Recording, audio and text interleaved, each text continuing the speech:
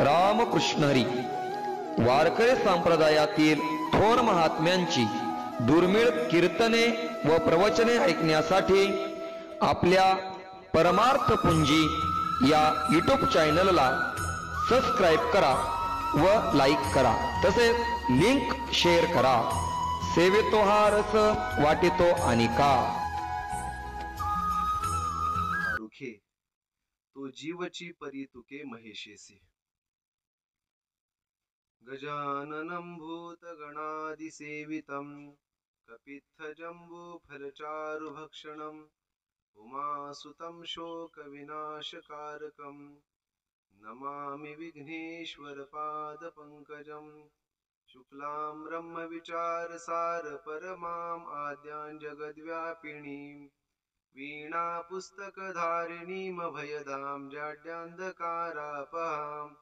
हस्ते स्फाटिकमालिकां विदधतीं पद्मासने संस्थितां वन्दे तां परमेश्वरीं भगवतीं बुद्धिप्रदां शारदां. महायोगपीठे तटे भीमरथ्या वरं पुण्डरीकाय दातुं मुनीन्द्रैः समागत्य तिष्ठन्तमानन्दकन्दं परब्रह्मलिङ्गं भजे पाण्डुरङ्गं. कलावज्ञजीवोद्धरार्थावतारं कलाङ्काङ्कतेजोधिकामोदिवक्त्रं फलानीशवादापनोदार्हदक्षं समाधिस्थमूर्तिं भजे ज्ञानदेवं.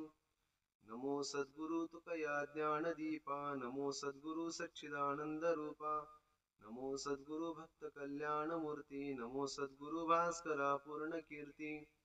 सम्पाद्य ज्ञानञ्च विधाय भक्तिं विलोकितो येन समाधिराजः. वैराग्यवन्तं सुविचारयुक्तं नमामि जोगं शिरसा गुरुन्तं. आत्मरूप गणेशु स्मरण सकळ विद्यांचे अधिकरण तेची वंदू श्रीचरण श्री गुरूंचे ते नमस्कारो नियाता. हे असो दिठी जयावरी झळके की हा पद्म करू माथा पारुखे तो जीवची परी तुके महेशेसी. प्रस्तुत प्राप्त प्रसंगी प्रवचन रूपी सेवेकरता घेतलेली ओवी ग्रंथराज ज्ञानेश्वरी अध्याय 10. 9व्या अध्यायातील नमनातील 9 क्रमांकाची अशी ओवी आहे. सेवेला आरंभ करण्यापूर्वी अल्पसा परिहार द्यायचा तो असा की आजच्या दिवसाचं वर्णन करायचं म्हणजे धन्य दिवस आजी झाला सोनियाचा सोहळा भक्तांचा आरंभीला. असं जे नामदोऱ्या म्हणतात त्याप्रमाणे आजचा दिवस धन्य आहे की आजच्या दिवशी भक्ताचा सोहळा परमात्म्याने आरंभ केलेला आहे. स्वतः परमात्मा आपल्या भक्ताचा सोहळा करत असतो. म्हणून आज भगवत भक्तांचा सोहळा संपन्न करण्याकरता आपण या ठिकाणी उपस्थित आहोत. कोणकोणाचा सोहळा करायचा आहे? आजचा दिवस आहे मार्गशीर्ष वद्य त्रयोदशी.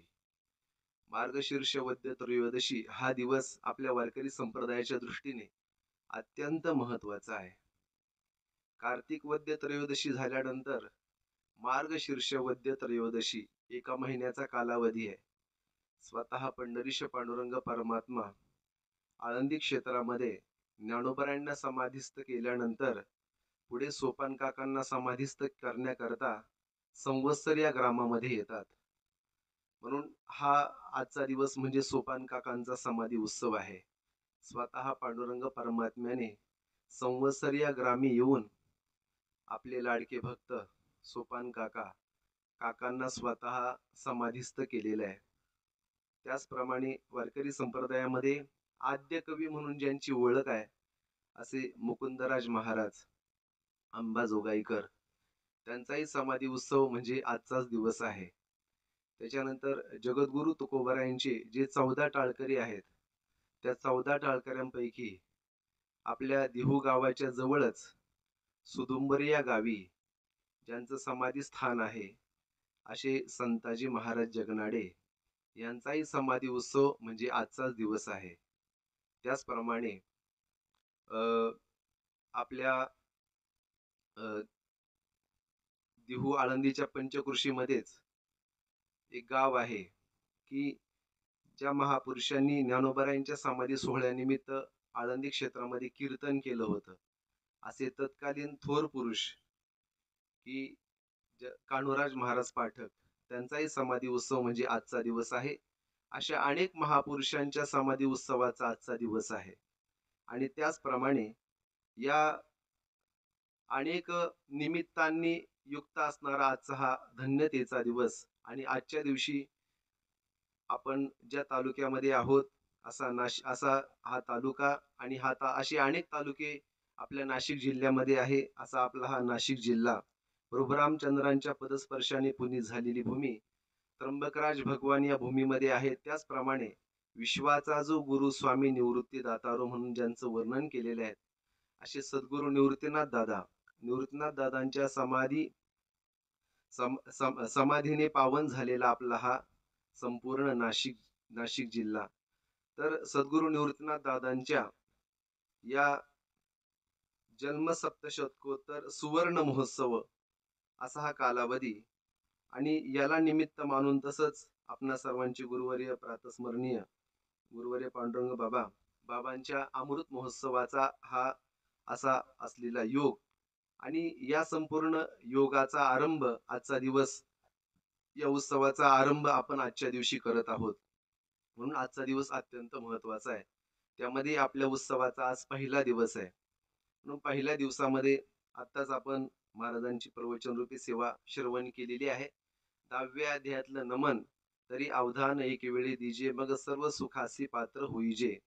सर्व सुखाला पात्र व्हायचं असेल तर ज्ञानोबांनी केलेली प्रतिज्ञा 9व्या अध्यायाच्या आरंभी ज्ञानोबांची प्रतिज्ञा आपण श्रवण केलीत की सर्व सुखाला पात्र होण्याकरता असणारं साधन, ते साधनाचा अवलंब आपण जीवनामध्ये कसा करावा, आणि त्या साधनाचा अवलंब करून कुणाला सर्व सुखाची प्राप्ती कशी झाली, दृष्टांताच्या द्वारे आपण ते श्रवण केलेलं आहे. पण आजचा दिवस संतांचं काही वर्णन करावं म्हणून 10व्या अध्यायाच्या आरंभी ज्ञानोबांनी जे सद्गुरूंचं नमन केलेलं आहे, त्या नमनातीलच ही ओवी सेवेकरता घेतलेली आहे. हे असो दिठी जयावरी झळके, की हा पद्म करू माथा पारुखे, तो जीवची परी तुके महेशेसी. 10व्या अध्यायाचा आरंभ होतोय, आणि 10व्या अध्यायाचा आरंभ होत असल्या कारणाने ज्ञानोबांनी सद्गुरूंचं वर्णन केलेलं आहे.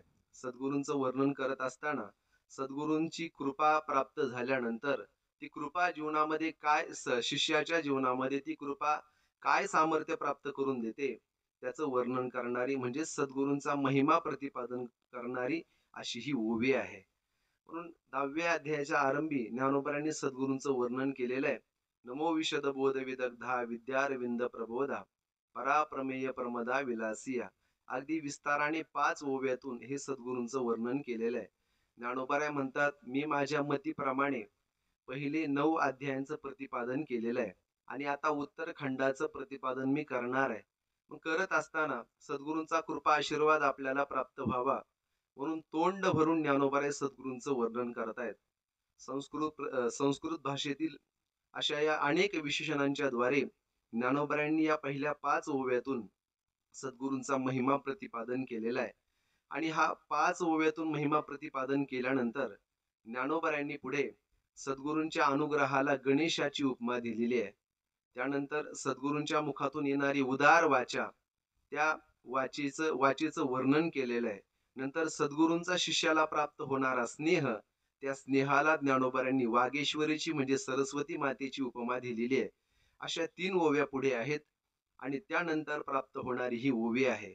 म्हणजे एकंदरीत या सगळ्याच ओव्यातून ज्ञानोबांनी सद्गुरूंचा महिमा प्रतिपादन केलेला आहे. सद्गुरूंचा महिमा प्रतिपादन करत असताना सद्गुरूंची कृपा ही साधकाच्या जीवनामध्ये अत्यंत महत्वाची आहे. साधकाने आपल्या जीवनामध्ये स्वतःच्या मतीने किती जरी साधनं केली तरी सुद्धा जोपर्यंत सद्गुरूंची कृपा साधकाच्या जीवनामध्ये होत नाही, तोपर्यंत त्या कोणत्याही केलेल्या साधनाचा कोणताही उपयोग शिष्याच्या जीवनामध्ये होत नाही. हा विचार ज्ञानोबांनी 10व्या अध्यायामध्येच अत्यंत गोड वर्णन केलेला आहे.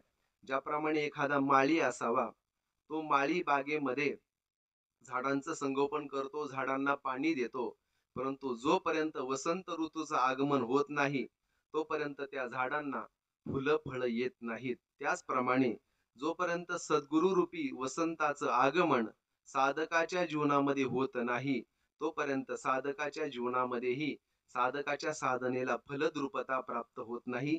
अमृतानुभवामध्ये सुद्धा ज्ञानोबांनी गोड वर्णन केलेलं आहे. तर याप्रमाणे सद्गुरूंची कृपा साधकाच्या जीवनामध्ये अत्यंत महत्वाची आहे. ज्ञानोबांनी एका अभंगामध्ये अनेक पद्धतीने चिंतन केलेलं आहे. ज्ञानोबा म्हणतात, अनेक साधनं केली वेदशास्त्र जाणीतले. सगळी साधनं केलेली आहेत, पण सगळी साधनं केल्यानंतर जर जोपर्यंत सद्गुरूचा कृपा आशीर्वाद साधकाच्या जीवनामध्ये प्राप्त होत नाही, तोपर्यंत साधकाने निवांत असू नये. ज्ञानोबा सांगतात की बाबा, या कारणे श्री गुरुनाथू जव मस्तकी न ठेवी हातू, तव निवृत्ती दास असे विनवितू निवांत केवी होय. जोपर्यंत श्री गुरु आपल्या मतीने केलेली अनेक साधनं आहेत, सगळी साधनं आहेत, परंतु जोपर्यंत सद्गुरुनाथाचा हात आपल्या मस्तकावर पडत नाही, म्हणजे जोपर्यंत सद्गुरूची कृपा साधकाच्या जीवनामध्ये प्राप्त होत नाही, तोपर्यंत साधकाने निवांत असू नये. सद्गुरूंची कृपा आपल्या जीवनामध्ये प्राप्त करून घेण्याकरता प्रयत्न करावा. वैकुंठवासी प्रातस्मरणीय गुरुवर्य विठ्ठल बाबा घुले पाठामध्ये बाबा नेहमी सांगत असत. ते म्हणायचे, बुवा, ज्या व्यक्तीला असं वाटतं की आपला परमार्थ हा सफल व्हावा, ज्या साधकाला आपला परमार्थ सफल करून घ्यायचा आहे, त्यांनी आपल्या जीवनामध्ये देवाची आणि देवमान्य संतांची कृपा संपादन करून घ्यावी. म्हणून साधकाला आपला प्रवास करत असताना जीवनामध्ये देवाचीही कृपा अत्यंत महत्वाची आहे आणि सद्गुरूंची कृपा सुद्धा तितकीच महत्वाची आहे. म्हणून सद्गुरु कृपेने जीवनामध्ये काय प्राप्त होणार आहे, तोच विचार ज्ञानोबांनी या ठिकाणी सांगितलेला आहे. म्हणून कृपा, सद्गुरूची कृपा अत्यंत महत्वाची आहे. सद्गुरूंची कृपा प्राप्त करून घेण्याकरता साधकाने त्यांच्याकडे जावं आणि गेल्यानंतर त्यांची सेवा करावी. हा विचार मागे 4थ्या अध्यायामध्ये ज्ञानप्राप्तीच्या उपायामध्ये भगवंतांनी अर्जुनाला सांगितलं. तद्विज्ञानार्थम स गुरुमेवाभिगच्छेत. श्रुती माताही सांगते, अगदी पुराणाने तेच सांगितलेलं आहे. श्रुती स्मृती सगळी प्रमाण आपल्याला तीच सांगतात की सद्गुरूंकडे जावं, गेल्यानंतर त्यांची सेवा करावी.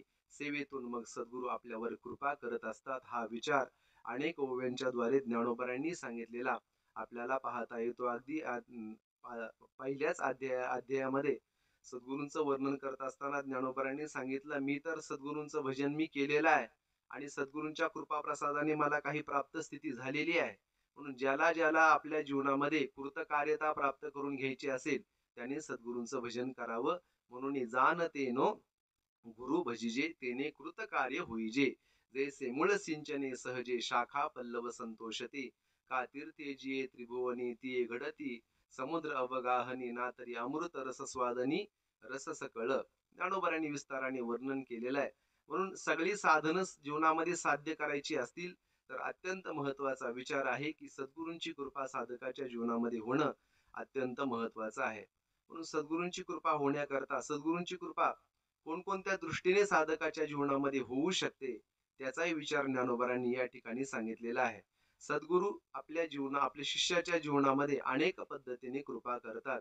कधी कधी ते आपल्या कृपा कटाक्षाच्या द्वारे साधकाच्या जीवनावर कृपा करतात. कधी कधी आपल्या करकमल आपल्या साधकाच्या मस्तकावर ठेवून साधकावर या बोधाचं संक्रमण करत असतात. कधी कधी आलिंगनाच्या द्वारे आपल्या अंतःकरणामध्ये असणारा जो बोध आहे, त्या बोधाचं संक्रमण साधकाच्या अंतःकरणामध्ये करतात.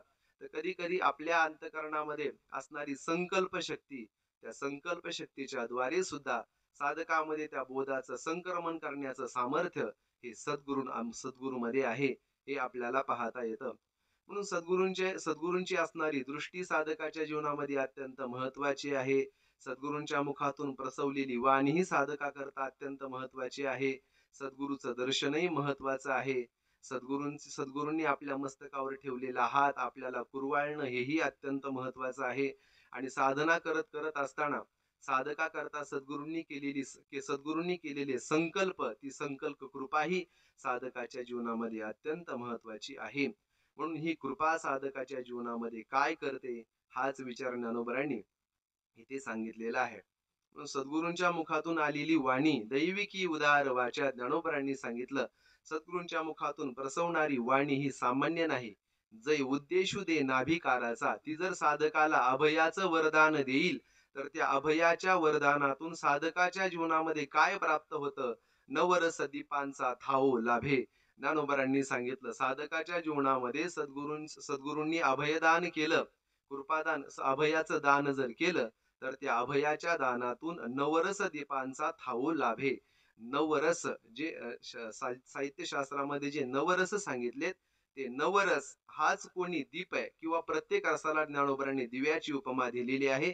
तर हे नवही रस म्हणजेच कोणी दिवे ते प्रज्वलित होतात, असं ज्ञानोबांनी सांगितलं. सद्गुरूंचा स्नेह साधकाच्या दृष्टीने अत्यंत महत्वाचा आहे. ज्ञानोबा सांगतात की सद्गुरूंचा स्नेह म्हणजेच कुणी सरस्वती माता आहे. आणि त्या स्नेहाने जर एखाद्या मुक्याचा जरी अंगीकार केला, तरी तो वाचस्पतीसी प्रबंध होडा करी. हे सामर्थ्य सद्गुरूंच्या स्नेहामध्ये आहे. ज्ञानोबा सांगतात तो वाचस्पती बरोबर सुद्धा वाद विवाद करू शकतो, हे सामर्थ्य त्यामध्ये येतं. ज्ञानोबांनी पुढे वर्णन करताना म्हटलं, हे असो, आता हे किती वर्णन करावं? दिठी जयावरी झळके, की हा पद्म करू माथा पारुखे, तो जीवची परी तुके महेशेसी.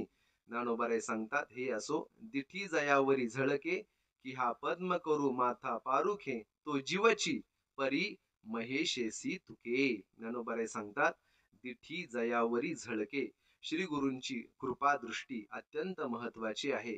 ती श्री गुरूंची कृपा दृष्टी ज्या साधकावर झळकते, किंवा पद्म करू, श्री गुरूंचा असणारा हस्त, श्री गुरूंच्या हाताला या ठिकाणी पद्म कर असं माऊली म्हणतात. पद्मासारखा कर, कमलासारखा हात, माथा पारुखे, त्या हाताचा ज्याच्या मस्तकाला स्पर्श होतो, तो जीवची, तो असणारा तो जीवच आहे, तो जीवत्व दशेला प्राप्त आहे. परी महेशेसी तुके, परंतु तो शिवाच्या तुलनेला येतो.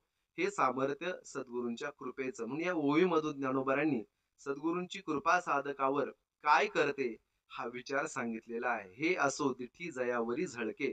ज्ञानोबा म्हणतात, सद्गुरूंची कृपा दृष्टी ज्याच्यावर झळकते, त्याच्या जीवनामध्ये तो जीवाची परी महेशेसी तुके हे सामर्थ्य प्राप्त होतं. म्हणून सद्गुरूंची कृपा दृष्टी साधकाच्या दृष्टीने अत्यंत महत्वाची आहे.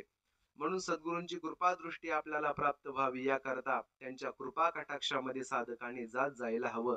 ज्ञानोबा स्वतःचा अनुभव सांगतात ना. ज्ञानोबा म्हणतात की कृपा कटाक्षे निहाळिले, आपुले पदी बैसविले. सद्गुरूंनी कृपा कटाक्षाने माझ्यावर निहाळलं आणि आपल्या पदावर, ते ज्या पदाने संपन्न आहेत, ते त्यांना जो बोध प्राप्त झालेला आहे, तोच बोध त्यांनी मला प्राप्त करून दिला, असं माऊली म्हणतात. म्हणून त्यांची कृपा दृष्टी अत्यंत महत्वाची आहे, अत्यंत महत्वाची. श्री गुरुची कृपा दृष्टी साधकाच्या जीवनामध्ये प्राप्त व्हावी. ज्ञानोबांनी सांगितलं, ही कृपा दृष्टी कृपा कटाक्षे निहाळलेले. एकदा कृपा कटाक्षाने स्नेहपूर्ण दृष्टीने त्यांनी साधकाकडे पाहिलं, जीवत्व दशेला प्राप्त झालेला हा आहे. अमृतानुभवामध्ये वर्णन करताना ज्ञानोबांनी सांगितलं की जयाचेनी कृपा सावाये, आणि अनेक ठिकाणी वर्णन ज्ञानोबांनी केलेलं आहे.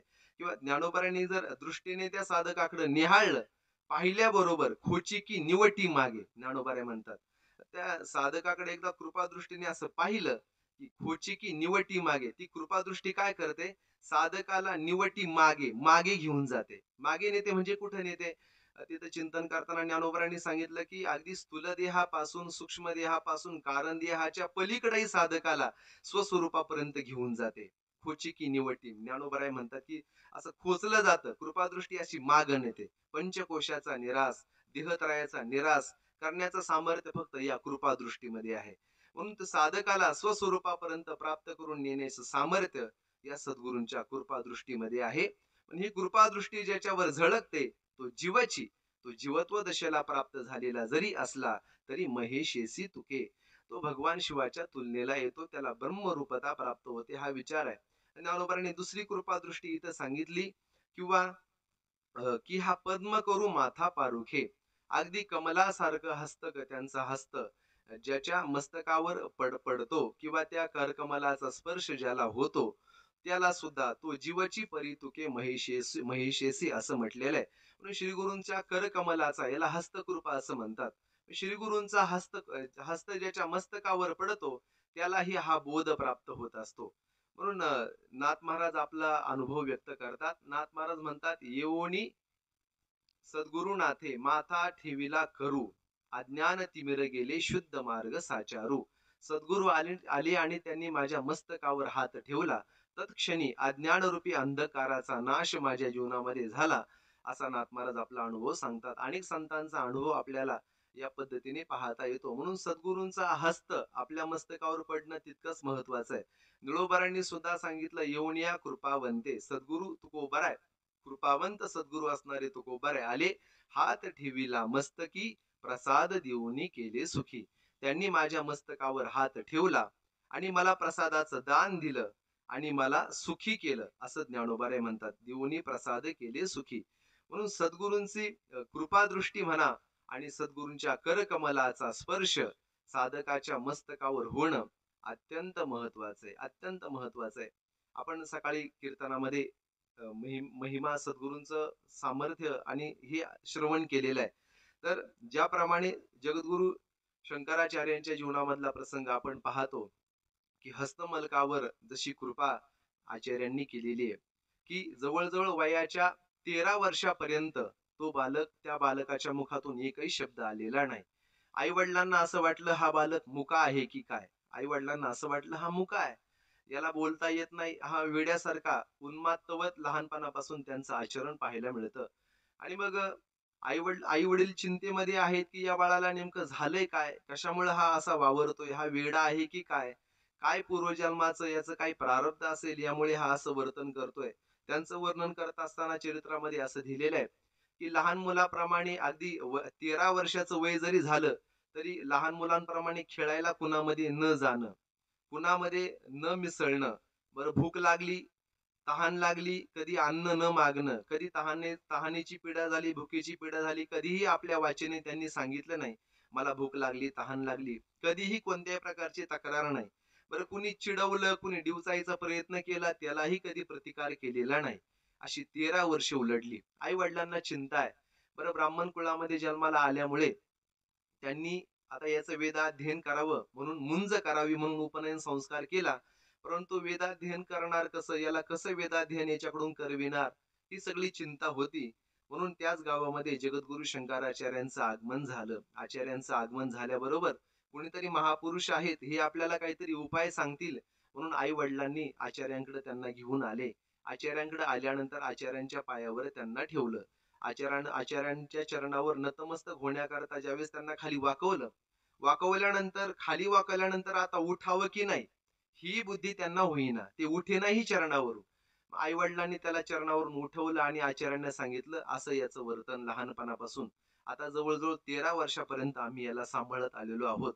म्हणून तुम्ही सांगा याला काय झालंय, काही कळत नाही, कशामुळे हा बोलत नाही, काय होतंय काही कळत नाही.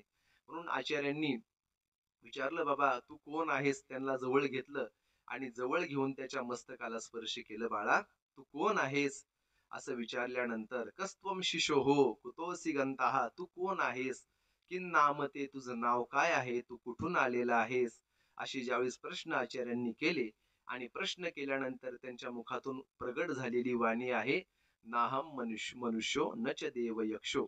त्यांच्या मुखातून प्रसवणारी वाणी आहे. 13 वर्ष न बोललेला बालक आचार्यांसमोर बोलतो आहे की मग मी मनुष्य नाही, मी कोणत्याही प्रकारचा वर्ण, मी कोणत्याही प्रकारच्या आश्रमातला, कोणत्याही प्रकारच्या वर्णातला नाही, चिदानंद रूपः, मी सच्चिदानंद स्वरूप आहे, अशी त्यांच्या मुखातून आलेली वाणी आपण पाहतो. म्हणून 13 वर्षापर्यंत न बोललेला बालक आचार्यांच्या कृपेने बोलतो. हे सद्गुरूंचं सामर्थ्य आहे. ज्ञानोबाराय म्हणतात, तो जीवची परी तुके तुके महेशेसी. तो जीवत्व दशेला जरी आलेला असला तरी तो महेशेसी तुके, हे सामर्थ्य सद्गुरूंच्या या कृपेमध्ये आहे, असा विचार ज्ञानोबरांनी या ठिकाणी सांगितला. ज्ञानेश्वरीमध्ये अनेक ठिकाणी ज्ञानोबरांनी सद्गुरूंचं केलेलं वर्णन आपल्याला पाहायला मिळतं. सद्गुरूंचं वर्णन करणं, सद्गुरूंच्या कृपेचं वर्णन करणं हे ज्ञानोबरांच्या अत्यंत आवडीचा असा महत्वाचा विषय आहे. ज्ञानोबरांनी ठिकठिकाणी आता या 10व्या अध्यायापासून पुढे प्रत्येक अध्यायाचं नमन जरी आपण पाहिलं तर त्या नमनामध्ये ज्ञानोबरांनी सद्गुरूंच्या कृपादृष्टीचं वर्णन अनेक ठिकाणी केलेलं आपल्याला पाहायला मिळतं. 10व्या अध्यायामध्ये आहे, आपल्या 12व्या अध्यायामध्येच वर्णन करत असताना दुसऱ्याच अध्याय ओवीमध्ये ज्ञानोबाराय सांगतात, जे जे शुद्धे उदारे प्रसिद्धे अनवरत आनंदे वर्षतीये विषय व्याळे मिठी दिधलिया नुठी ताठी ते तुझी गुरु कृपा दृष्टी निर्विष होय. सद्गुरूंची गुरु कृपा दृष्टी साधकाच्या जीवनामध्ये काय करते? विषय व्याळे मिठी दिधलिया नुठी ताठी ते तुझी गुरु कृपा दृष्टी निर्विष होय. ज्ञानोबराय म्हणतात तरी कवना ते ताप जाळे. ज्ञानोबरांनी केलेलं वर्णन पहा. ज्ञानोबरांनी अहो सद्गुरूची कृपा दृष्टी तुझे कारुण्य जया ते अधिष्ठी तो सकळ विद्यांची सृष्टी धात्रा होय. म्हणून ज्ञानोबरांनी सद्गुरूंच्या कृपा दृष्टीचं केलेलं वर्णन पहा.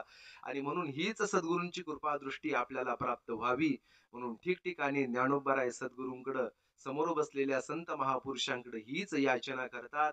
तुम्ही संत माझिया कडा दिठीचा कराल बहुडा तरी तुम्हा माने एवढा होईन मी. आता कृपा भांडवल सोडी बरी मती माझी पोतडी. अनेक ठिकाणी ज्ञानोबराय सद्गुरूंना या कृपेची याचना करतात. ही कृपेची याचना करतात. म्हणून सद्गुरूंची कृपा साधकाच्या जीवनामध्ये अत्यंत महत्वाची आहे. अत्यंत महत्वाची आहे. म्हणून आपल्याही जीवनामध्ये आपण सद्गुरूंचा उत्सव या ठिकाणी संपन्न करत आहोत. या सद्गुरूंची कृपा आपल्यावर प्राप्त होणं तितकंच महत्वाचं आहे. सद्गुरू निवृत्तीनाथ दादांच्या दर्शनाला आपण गेलो की दादांकडे आपण याच कृपेची भीक मागावी. हीच कृपा त्यांच्याकडून आपण प्राप्त करून घ्यावी. गुरुवरे बाबांकडून सुद्धा आपल्यासारख्या साधकांना याच कृपेची आवश्यकता आहे. म्हणून साधकाने त्यांच्याकडे कृपेची भीक मागावी. ही कृपा एकदा साधकाला साध्य झाली की बस बाकी काही करायचं कारण नाही. त्यांच्या मनामध्ये यायला हवं. साधकाने आपली साधना सोडू नये. साधना करत राहावं. साधना करत राहावं. ज्यावेळेस साधक साधना करतोय, साधक साधनेमध्ये रत आहे, हे पाहिल्यानंतर सद्गुरूंच्या अंतःकरणामध्ये आपोआप संकल्प निर्माण होईल. आणि त्यांच्या मनामध्ये निर्माण झालेला संकल्प आपल्याला ही संकल्प रूपी कृपा आपल्या जीवनामध्ये कल्याण करून दिल्याशिवाय राहणार नाही. जसं तुकोबाऱ्या म्हणतात, तुका म्हणे आले समर्थाच्या मना तरी होय राणा रंक त्याचा. व कासवी जसं कासवीचे बाळ वाढे कृपा दृष्टी, का नाही, तशी गुरुवरे बाबांची ही कासवासारखी कृपा दृष्टी, सद्गुरू निवृत्तीनाथ दादांची कासवासारखी कृपा दृष्टी आपल्या जीवनामध्ये प्राप्त व्हायला हवी. म्हणून जसं ती कासवीचे बाळ, जी कासवीची जी कृपा आहे तशीच कृपा या महापुरुषांची आपल्या जीवनामध्ये व्हावी. ही कृपा आपल्या जीवनामध्ये प्राप्त होण्याकरताच हा उत्सव आहे. या उत्सवातून त्यांची कृपा दृष्टी आपल्याला प्राप्त व्हावी. सद्गुरू निवृत्तीनाथ दादांची कृपा, ज्ञानोबरांनी ठिकठिकाणी केलेलं वर्णन, या सगळ्या वर्णनाच्या द्वारे प्राप्त होणारं त्यांचं आपल्याला त्यांचं सामर्थ्य पाहायला मिळतं. त्यांचं अगाध सामर्थ्य, अपरिमित परमवीर्या, ज्ञानोबरांनी वरच म्हटलेलं आहे, आत्मानुभव नरेंद्रा सुभाव भजन भाजना भवे बकुंभ भंजना. ही सगळी वचन पहा. या सगळ्या वचनातून ज्ञानोबरांनी सद्गुरूंचं सामर्थ्य वर्णन केलेलं आहे. अशा आगाध सामर्थ्याने युक्त असणारे सद्गुरू आहेत. म्हणून सुभाव भजन भाजना, अत्यंत शुद्ध भावना अंतःकरणामध्ये धारण करून ज्यांचं भजन करावं असेच हे भजनीय आहेत. 18व्या अध्यायामध्ये भजनीय, जय जय भजनीय ज्ञानोबरांनी वर्णन केलेलं आहे. म्हणून यांचं भजन करावं असे हे योग्यतेचे महापुरुष आहेत, की आपलं सगळं सर्वस्व टाकून त्यांच्या चरणावर लीन व्हावं असे हे महापुरुष आहेत. यांच्या चरणावर आपण नतमस्तक व्हावं असे यांचे चरण आहेत. त्या चरणावर नतमस्तक व्हावं की जे चरण आचरणाने संपन्न आहेत, त्याच चरणावर लीन व्हावं. वैकुंठवासी गुरुवरी भुले बाबा सांगायचे, ते म्हणायचे, बुवा कुणाच्याही आपलं मस्तक अत्यंत पवित्र आहे, ते कुणाच्याही चरणावर लीन करू नये. काही काही वेळेस मस्तक टेकवल्यानंतर त्या चरणाची घाण मलिनता आपल्या मस्तकाला लागण्याची शक्यता आहे. म्हणून अशा ठिकाणी मस्तक टेकवावं की जे चरण आचरणाने संपन्न आहेत. असे हे आचरणाने शुद्ध आचरणाने संपन्न असणारे चरण म्हणजे प्रातस्मरणीय गुरुवरे बाबांचे आहेत. म्हणून या महापुरुषांची कृपा आपल्या जीवनामध्ये प्राप्त होणं अत्यंत महत्वाची आहे. म्हणून या महापुरुषांची कृपा आपल्या जीवनामध्ये प्राप्त व्हावी अशीच कृपेची याचना आपण या महापुरुषांच्या चरणारविंदी आपण करूया. ज्यांचं स्मरण करणं आपल्या दृष्टीने अत्यंत महत्वाचं आहे असे सद्गुरू सोपान काका. म्हणून ब्रह्मा सोपान तो झाला, भक्त आनंद वर्तला. हे महापुरुष या पृथ्वी तलावर अवतीर्ण झाले. राजे भ्रष्ट यवन झाले, ठाई ठाई दोष घडले. मग ही अवतार धरिले, कली दोष हरावया. या कलिकालाचं दोष हरण करण्याकरता या महापुरुषांचा अवतार आहे. निवृत्ती ज्ञानदेव सोपान मुक्ताबाई, त्याच महापुरुषांमध्ये सोपान काका यांचाही अधिकार फार मोठा आहे. म्हणून स्वतः काकांना सोपानासी आम्ही दिलेले वचन, भगवान म्हणतात की सोपानाला आम्ही वचन दिलेलं आहे. म्हणून चला अवघे जन समुदायेसे, म्हणून सगळा समुदाय घेऊन स्वतः परमात्मा आजच्या मंगल दिनी त्या ठिकाणी गेलेले आहेत आणि सोपान काकांना मंगलमय स्नान घालून सोपान काकांना त्या ठिकाणी समाधिस्थ केलेलं आहे. असा हा अत्यंत महत्वाचा पवित्र दिवस आहे. सोपान काकांचा समाधी उत्सव आजचा दिवस आहे. म्हणून काकांचं स्मरण करणं आपल्या दृष्टीने अत्यंत महत्वाचं आहे. त्याचप्रमाणे मी आरंभी उल्लेख केल्याप्रमाणे ज्यांचा अधिकार की ज्यांना काका असं म्हटलं जायचं त्या काळामध्ये, ज्ञानोबाराय लहान असताना म्हणून हे जे आहेत कान्होराज महाराज पाठक, त्यांना ज्ञानोबाराय लहानपणी काका असं म्हणत असायचे. कारण कान्होराज महाराजांचं गाव केंदूर हे आळंदीच्या जवळ आहे आणि कान्होराज महाराज ज्ञानोबारायांच्या समकालीन होते. कान्होराज महाराजांच्या चरित्रामध्ये असं एक प्रसंग वाचायला मिळाला की कान्होराज महाराजांच्या त्या काळामध्ये कान्होराज महाराजही ब्राह्मण कुळामध्ये जन्माला आलेले होते. कान्होराज महाराजांना असं वाटायचं की या भावंडांचा विनाकारण हे लोक छळ करतायत, यांना मधुकरी देत नाहीत वगैरे. हा सगळा भाग ज्यावेळेस काकांच्या कानावर यायचा, कान्होराज महाराजांच्या कानावर यायचा, त्यावेळेस मग कान्होराज महाराज थेट आपल्या गावावरून निघायचे, केंदूर गावावरून निघायचे, थोडीशी शिदोरी बरोबर घ्यावी आणि ती शिदोरी घेऊन आळंदीला यायचे आणि या सगळ्या बालकांना एकांतामध्ये घेऊन स्वतःच्या हाताने खाऊ घालायचे. असे हे कान्होराज महाराज पाठक. म्हणून ज्ञानोबारायांना त्या काळामध्ये कधीतरी गावावरून यावं आणि या साधकांना, ज्ञानोबारायांना, या महापुरुषांना जीव घालावं, असे कान्होराज महाराज पाठक. त्यांचाही अधिकार फार मोठा आहे. स्वतः आपल्या गावावरून, केंदूर गावावरून रोज गंगेचं स्नान करण्याकरता काशी क्षेत्राला जात होते रोज. फार मोठा अधिकार आहे. त्यांचं चरित्र वाचण्यासारखं आहे. आपल्या सर्वांना त्यांचा एक प्रसंग नेहमी ज्ञात आहे की काशीचा एक तत्कालीन थोर विद्वान पंडित त्यांना भेटण्याकरता आला. भेटण्याकरता आल्यानंतर म्हणे फार मोठा अधिकार, कान्होराज महाराज पाठक कोण आहेत, त्यांचा फार मोठा अधिकार आहे म्हणून त्यांना भेटण्याकरता तो काशीचा पंडित आला. आल्यानंतर हे घरी बसलेले होते. दारामध्ये त्यांची त्यांची छोटीशी काय नातवंड होती, त्यांना खेळवत बसलेले होते. आणि ज्यावेळेस तो पंडित आला त्याने विचारलं, का हो कान्होराज महाराज पाठक म्हणून कोण आहेत, त्यांचं नाव मी ऐकलंय, असे कोण महापुरुष आहेत, कोण ब्रह्मनिष्ठ महात्मा आहे, त्यांना भेटण्याकरता आलो. तर हे आपले त्या नातवांना अंगा खांद्यावर खेळवत असताना दिसले. ते म्हणजे कान्होराज महाराजांनी विचारलं, कोण पाहिजे तुम्हाला? म्हणे अमुक अमुक. म्हणे अहो मी तोच आहे. म्हणे तुम्ही? मी तुमच्याविषयी ऐकलं की तुम्ही फार मोठे कोणी ब्रह्मनिष्ठ महात्मा आहेत. तुम्ही तरी ते स्वतः ग्रहस्थाश्रमी दिसता आणि या नातवांना खेळवताना दिसता. तुम्ही तर उपाधीने मलिन दिसता. ते म्हणे या नातवांना समोर घेतल्यानंतर मी जर तुला उपाधीवान दिसत असू तर ही उपाधी लगेच दूर करतो. म्हणून त्यांनी त्या सगळ्या नातवांना घेतलं आणि दारात मध्ये असणारी जी विहीर आहे त्या विहिरीमध्ये टाकून दिलं. फेकून एका घ्यावं आणि विहिरीमध्ये टाकून द्यावं. त्या दोघा तिघांनाही विहिरीमध्ये टाकलं. तो पंडित पाहतच राहिला. तो म्हटला काय मनुष्य आहे, कुशाल एकेकाला घेतलं. त्यांनी सांगितलं जर माझा बोध यामुळे मलिन होणार असेल तर मग उपाधी मी दूर केली. आता तरी या. ते म्हणे आता कसं येणार, आता तर सुतक पडले तुम्हाला, आता तर येऊ शकत नाही. म्हणे ठीक आहे, पण तुम्ही येऊ शकत नाही, माझा आदरातिथ्य घेऊ शकत नाही, मी त्यांना परत बोलवतो. आवाज दिला, पुन्हा एक एक बाळ विहिरीतून परत बाहेर आलं.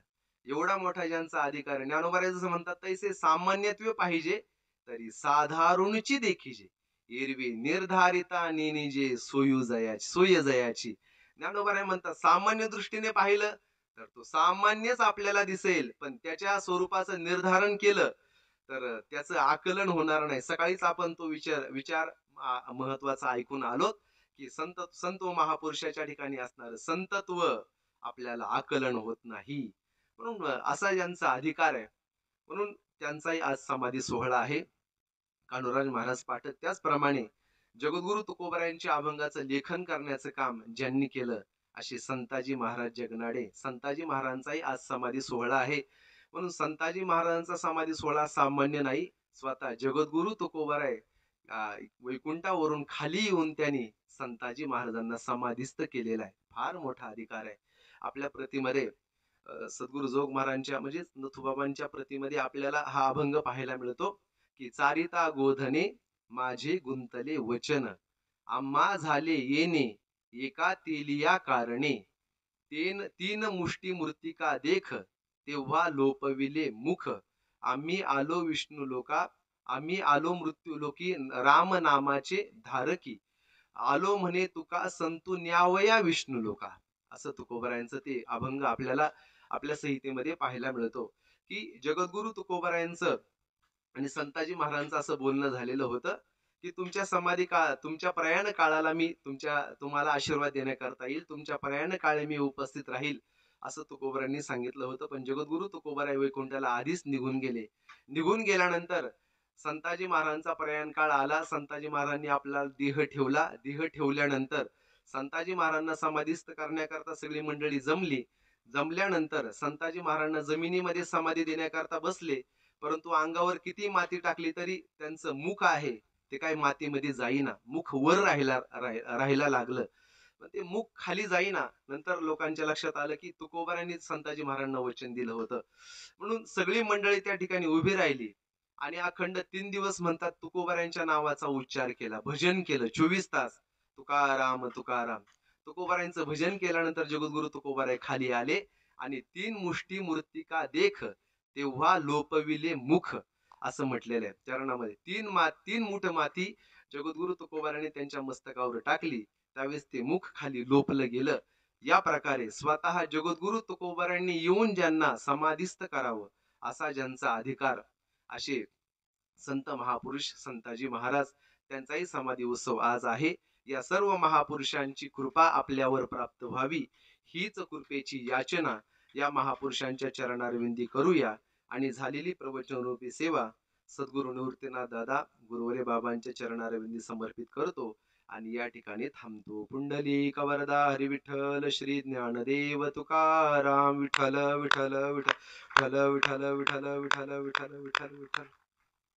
आता विश्वात्मके देवे येणे वाग्यज्ञे तोषावे. तोषोनी मज द्यावे पसाय दान हे. जे खाळाची व्यंकटी सांडो तया सत्कर्मी रती वाढो. भूता परस्परे पडो मैत्र जीवांचे. दुरितांचे तिमिर जाओ विश्व स्वधर्म सूर्ये पाहो.